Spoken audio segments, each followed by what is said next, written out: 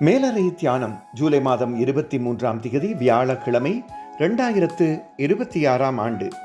எழுதியிருப்பவர் டொனியல் வ்ரோன், ரெக்சாஸ், USA. தலைப்பு திரும்பவும் எழுந்து நிற்றல். வாசிக்க வேண்டிய வேதப்பகுதி அப்போஸ்தலர் நடபடிகள் 14ஆம் அதிகாரம் 8ஆம் வசனம் தொடங்கி 20ஆம் வசனம் வரை.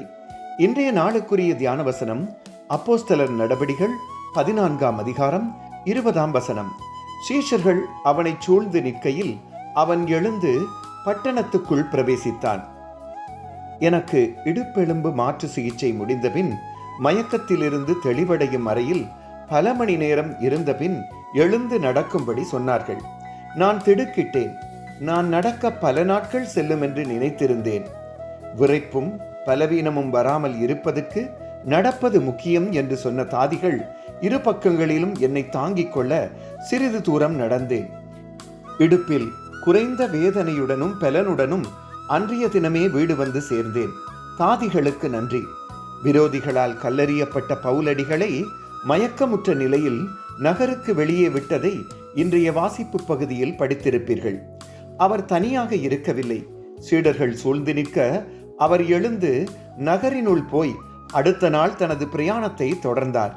இயேசு கிறிஸ்துவின் நற்செய்தியை பரப்புவதற்கு பவுலடிகள் எழுந்து நிற்க வேண்டியது முக்கியமாக இருந்தது. வாழ்வின் சவால்கள் எம்மை காயப்படுத்தும் நேரத்தில் சோர்ந்து போய் இருப்பது சகஜம்.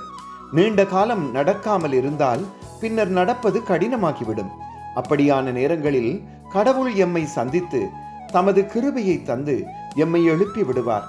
எமது தேவையை அறிந்து எமக்கு உதவுபவர்கள் ஊடாக அந்த கிருபையை உணர்வோம்.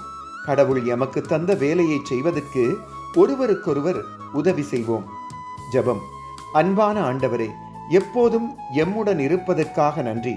உங்கள் கிருபையை காண உதவி செய்யுங்கள். ஆமேன். இன்றைய நாளுக்குரிய சிந்தனை. நான் ஆதரவு கொடுக்கும் நேரத்தில் கடவுளின் கிருபையை வெளிப்படுத்துகிறேன்.